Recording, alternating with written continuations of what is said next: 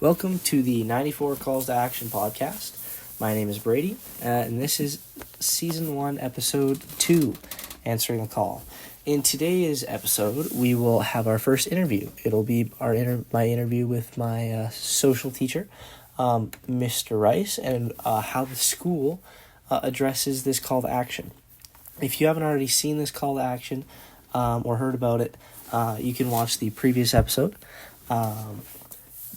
Along with Mr. Rice's interview, we will also discuss the local and provincial connections to this call to action and see what not only Strathcona County is doing, but the province of Alberta is doing. So let's dive into it. Here's Mr. Rice. Here we go. Okay, so the first question I got for you is there anything being done in this school that is helping fund or following traditional Indigenous practices for teaching that you know of? Well, inside the school we do have one Indigenous lead teacher, Miss Luke, and she sends us regularly, I'd say every month, every couple of weeks, lesson plans and ideas to incorporate Indigenous teachings into our craft as teachers. So we certainly have the opportunity to learn and do that.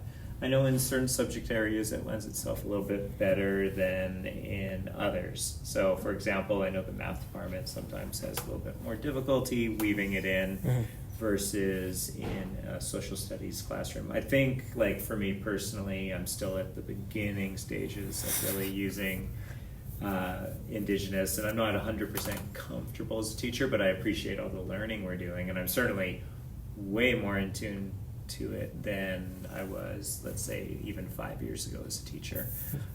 So it kind of varies across the board, I think, in the building. Yeah? Yeah. Is there any specific programs or efforts being made to reconcile with the Indigenous community? Well, I think you see it with obviously the TP setup in the school and Indigenous grad and reaching out to those students and trying to make them feel welcome within the building, land acknowledgements when we do celebrations, or some teachers will do that in class when it makes sense to. So I think there's definitely an effort to do that. I think those symbols of our treaty land and that we do at the building have been, I think I would say, compared to, again, 10 years ago, I don't think you would have seen those land acknowledgements or the TP in the building. Yeah? Yeah. Is there anything more you think we could do to kind of incorporate Indigenous? Yeah, so teachings? I know one thing that I haven't done, but definitely will be doing in the next few years, is having an elder come in and speak to the class from their perspective. It's always a little bit awkward not having that experience myself in life, trying to speak to it, because you can only speak to it from your own experience, which of course mine's completely limited. So having an elder come in and speak to groups would be wonderful. Certainly we've started that with the class you're in and that. I'm sure that you've had those opportunities, but trying to expand it to the rest of the school would be great. Yeah, perfect. Is there any more Indigenous perspectives than there were, say, 10 years ago, like you were saying? Oh, absolutely. I think just the exposure and the professional knowledge that we're being provided. So at every single staff meeting, there's a section that we deal with Indigenous learning so that we can be better. We've had professional development days. These things just did not exist prior to the call, right? Prior to the Truth and Reconciliation Commission.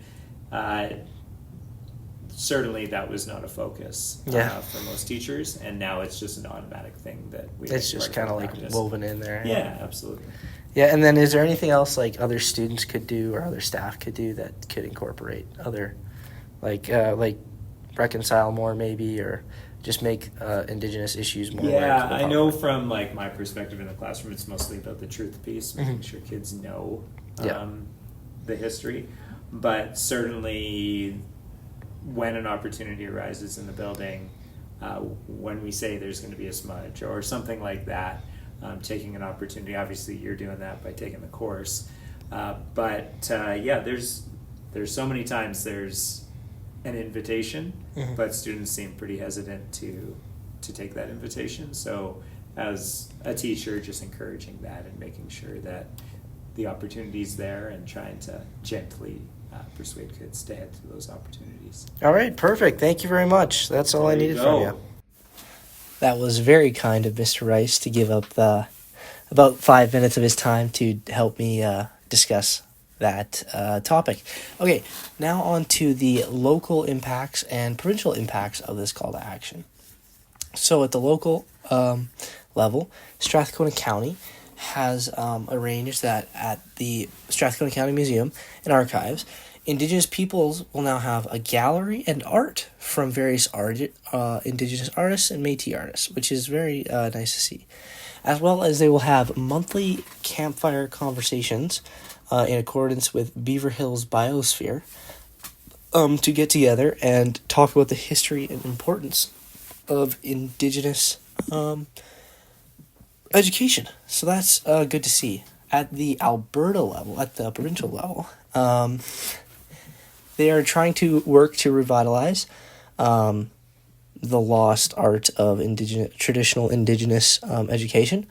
So they're trying to change the curriculum to advance not only reconciliation, but knowledge and wisdom from the Indigenous community.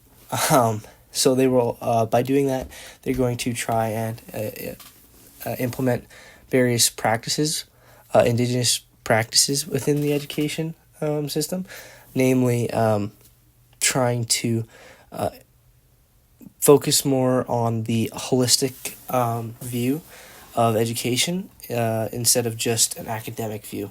They're also going to try and make post-secondary more available for Indigenous students by, granting more bursaries and scholarships and stuff.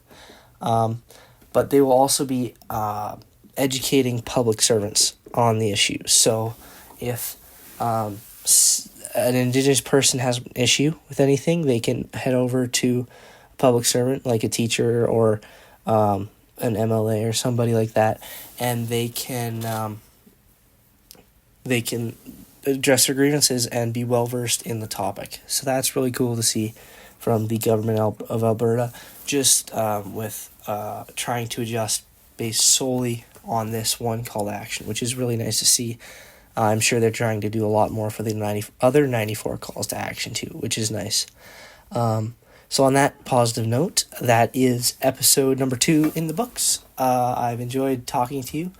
I hope you enjoyed the interview with Mr. Rice. Again, that was very nice of him to do. So thank you very much, and I will see you next time.